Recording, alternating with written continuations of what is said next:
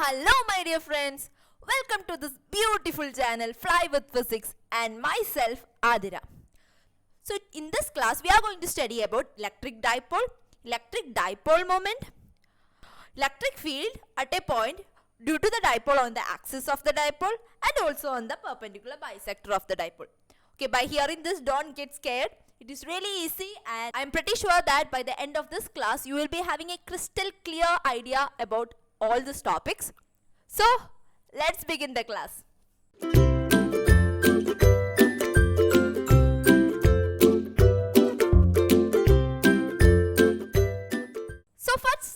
So first let's look what is electric dipole. So electric dipole is a pair of equal and opposite point charges. So this is important. Equal and opposite point charges Q and minus Q separated by a distance 2L. So let's consider two charges that is equal in magnitude but opposite in their polarity. So one is minus Q and another is plus Q. And they are both separated by a distance of 2L. So distance between these two charges is 2L. So this system is called as dipole, which has two equal but opposite charges, that is minus Q and plus Q, which is separated by a distance 2L. The midpoint location of minus Q and plus Q is called center of dipole. That means the midpoint of the line joining these two charges. Let's consider this as the midpoint. And this point is called center of dipole, and the distance from this minus Q to this midpoint will be L, and distance from this point to this plus Q will be again L. So this midpoint is called center of dipole. The total charge of the electric dipole is 0.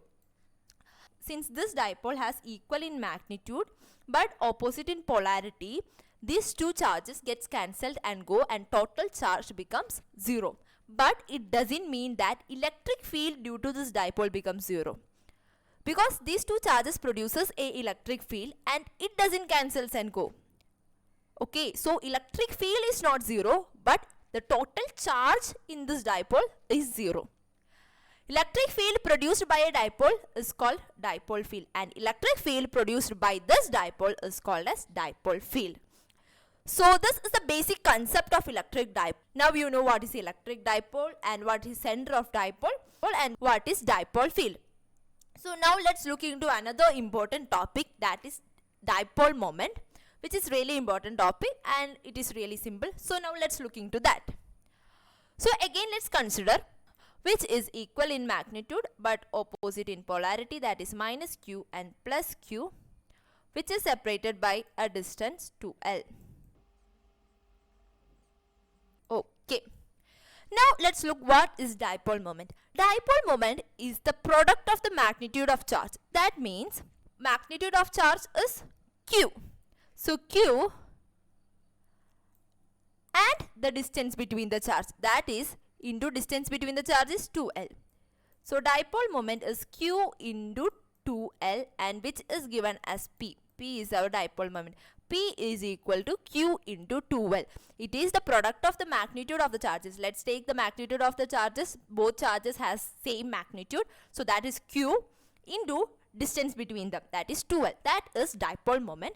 Dipole moment is the product of the magnitude of the charge and the distance between the charges, that is 2L. So P is equal to Q into 2L. And dipole moment is a vector quantity. That means it has both magnitude and direction. So what is the direction of dipole moment? The direction of dipole moment is from negative to positive charge. So the dipole moment direction is this. This is the direction of dipole moment. It is from negative to positive. Okay. So this is dipole moment. So it's really an easy one. Now we have studied what is electric dipole and what is electric dipole moment, and we have also studied the equation for electric dipole moment, that is equal to P is equal to Q into 2L. Now let's look into some derivation which is going to be perfectly fun. Okay. So let's look into that. Electric field due to a dipole on the axis of a dipole. So now let's find electric field due to a dipole on the axis of the dipole. So let's again consider two dipoles, that is, let's draw it here, minus q. Then we have another charge with opposite polarity, that is plus q. The distance between them is 2L. So we can consider midpoint of the dipole here, and we can take this distance from this midpoint to this dipole as L and this as L.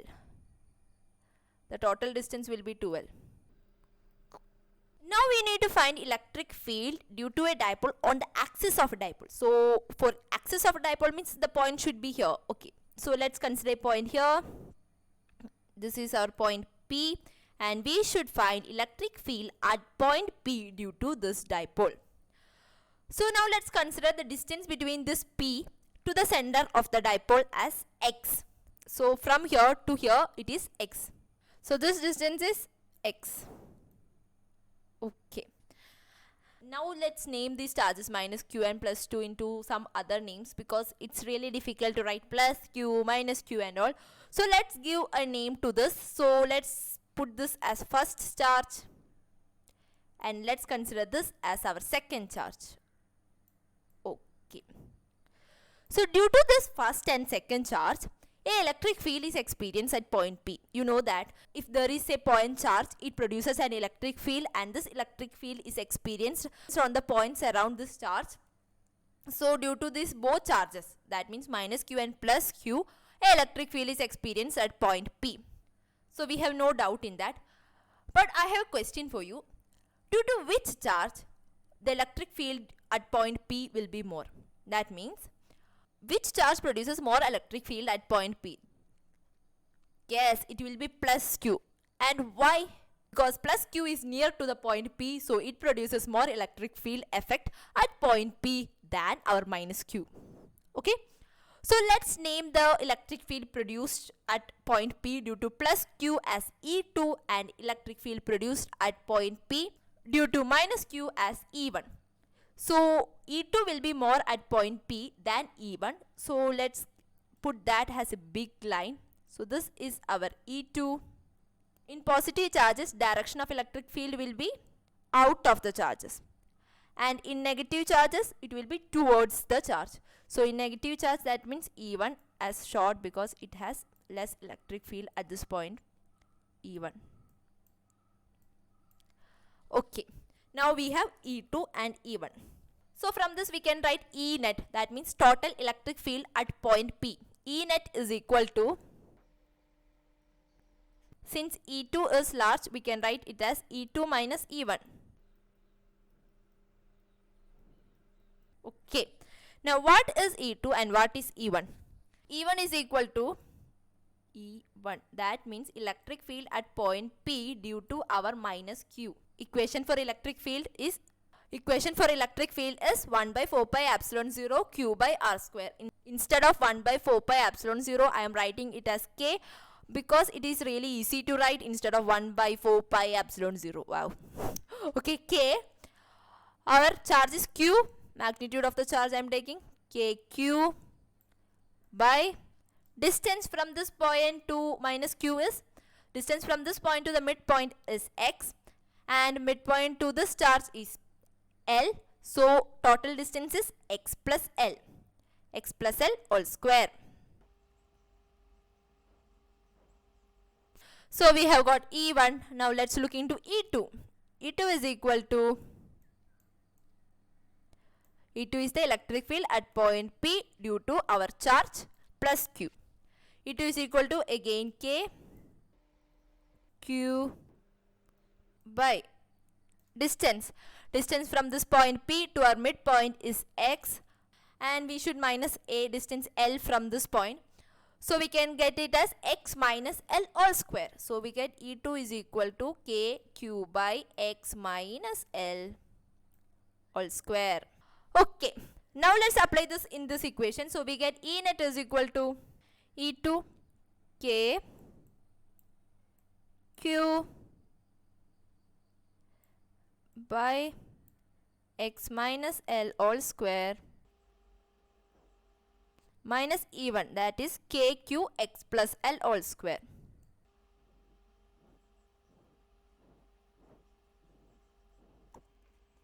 So by solving this, we get it as KQ 4XL by x square minus L square. Can we split this 4? Can we split this 4 and write it as 2 into 2? So we can write this as K X 2 into 2LQ by by x square minus L square. So what is this 2 into LQ? This is our dipole moment, right? This is P. So we can write the final equation as E net is equal to 2K X P by x square minus L square. Let's put it in a box.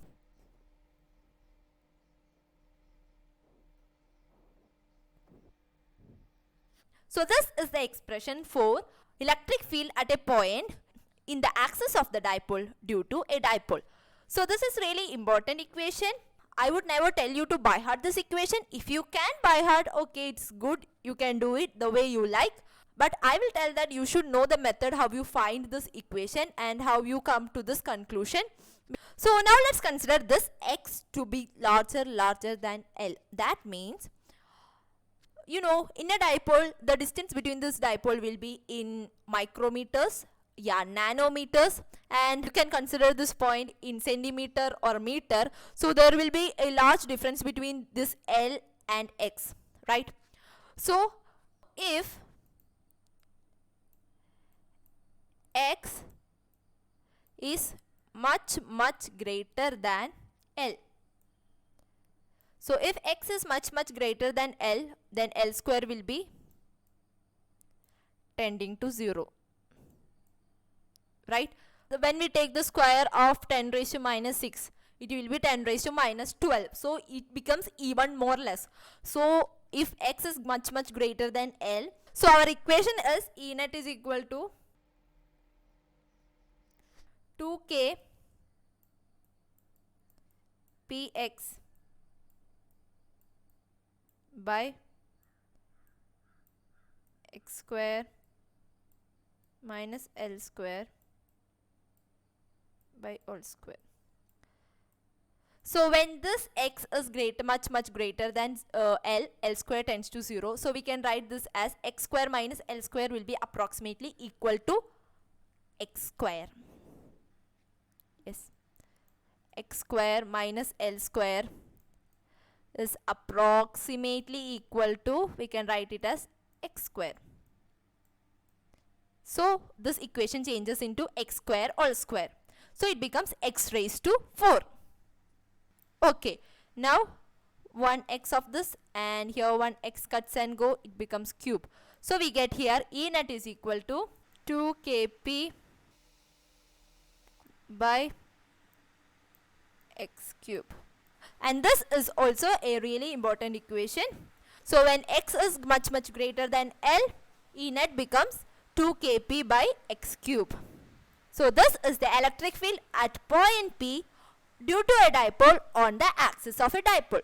Now we have one more derivation and that will be the end of this class, okay?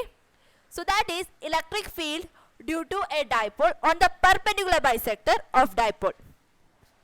And instead of perpendicular bisector of dipole, they may use equatorial point of a dipole. Anyway, this both are the same. So you should keep this both terms in mind. Perpendicular bisector, equatorial point of a dipole. So let's do it. So let's consider two charges, that is minus q and plus q and they are in a distance 2L. So let's consider a midpoint, and this is our midpoint, and distance from minus Q to this point is L, and midpoint to plus Q is L. Okay. So now we want to consider a point P on the perpendicular bisector of the dipole. That is, let's consider a point P. And let's draw a line from point P to our midpoint of the dipole. So I have drawn a bisector from our point P to the midpoint of the dipole. Okay. So now let's join this point P to our charges minus Q and plus Q. And distance from this midpoint to our point P is considered as X. And distance from the charge minus Q to point P and plus Q to point P is considered as R. Okay, now this is over. Now you know that due to this minus Q charge and plus Q charge, a electric field is experienced at point P, right? So electric field at point P due to this plus Q charge will be in the direction away from the charge, because electric field due to positive charge will be away from the charge. So let's draw the direction as this part, and let's name it as E2. This charge is our first charge, that is 1, and this is our second charge, 2. Okay. So electric field produced due to our plus Q charge, that is charge 2, is E2, and electric field produced by our first charge will be in the direction of this direction. So what is the reason for this? Because the electric field direction of a negative charge will be towards the charge. So the direction will be towards charge, and it will be E1. Okay. Now let's write equation for E1 and E2. So E1 is equal to, tell me, K is 1 by 4 pi epsilon 0 Q by R square. R is the distance between point P and charge minus Q. And now let's write for E2. E2 is equal to K charge Q, distances R square. So you can see that E1 and E2 is equal. So we can write E1 is equal to, E2 is equal to, we can write it as E. So now let's consider this two electric field. So let's draw this part here because there is no place here. So let's draw it again. This is our E2, that we can write it as E, and it is our E1, we can write it as E. And angle between this line joining this P and Q and the line joining these two charges is theta, and this is also theta. So if these two angles are theta, when we take components here, this will be also theta, and this will be also theta. Okay. So when we take components of this two electric field, this becomes E cos theta, and this becomes E sin theta. And when we take components of this electric field E, we get it as E cos theta, and this becomes E sin theta. Since this E sin theta and this E sin theta are equal but in opposite direction, they too cancels and go, and only component that remains is E cos theta. So we can write E net is equal to, let's write it here, E net is equal to E cos theta plus E cos theta. So we can write it as 2E cos theta. 2E cos theta. Okay. So from this figure we will get cos theta is equal to, where can I write? Let's write here, right? Cos theta is equal to,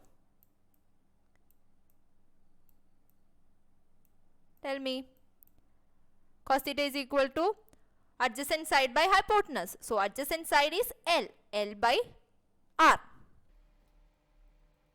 And we can write R is equal to hypotenuse square is equal to base square plus altitude square. So we can write r square is equal to x square plus L square. Okay, let's put this 2 in a box. So here we can write E net is equal to 2, instead of E we can write equation KQ by R square. KQ by R square. Instead of R square we can write it as X square plus L square. So 2KQ by X square plus L square, and cos theta is equal to L by R. So we can write it as into L by R. And this R we can write it as root of x square plus L square, right? R square is equal to x square plus L square. So R is equal to x square plus L square all raised to 1 by 2. So we can write this equation as E net is equal to, let's write it here,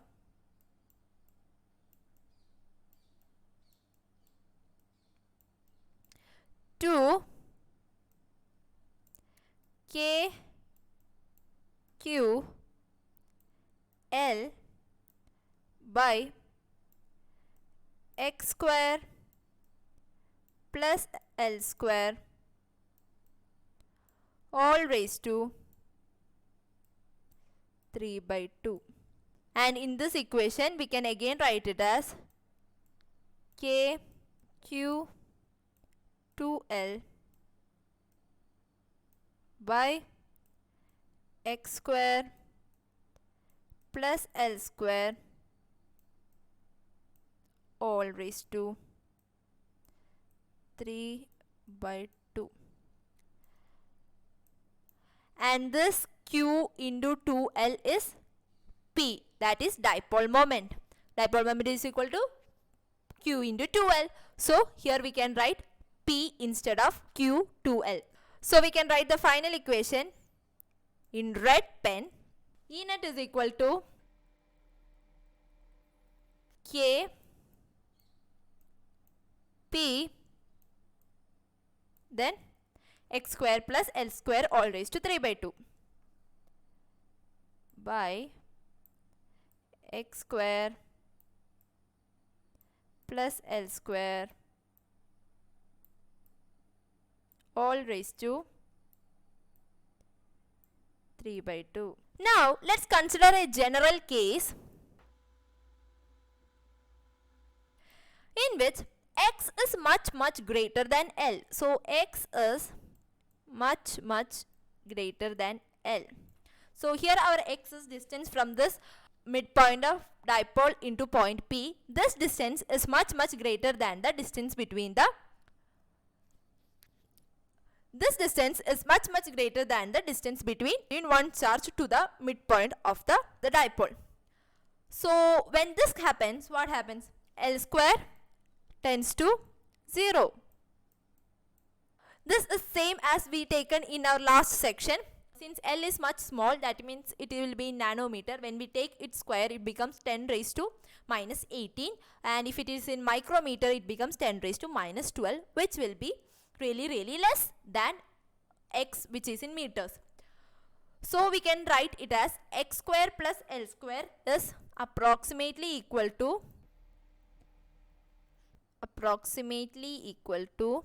our x square. So the final equation for E net becomes E net is equal to K P by x cube. So this is our E net.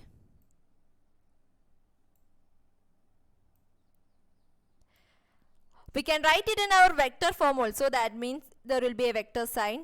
E net is equal to E net in vector form is equal to minus. So there will be a direction K P. P will be vector form by x cube. This is the electric field at point P in a vector form. So that's all for today. If you need to by heart this equation, as I have told earlier, you could by heart.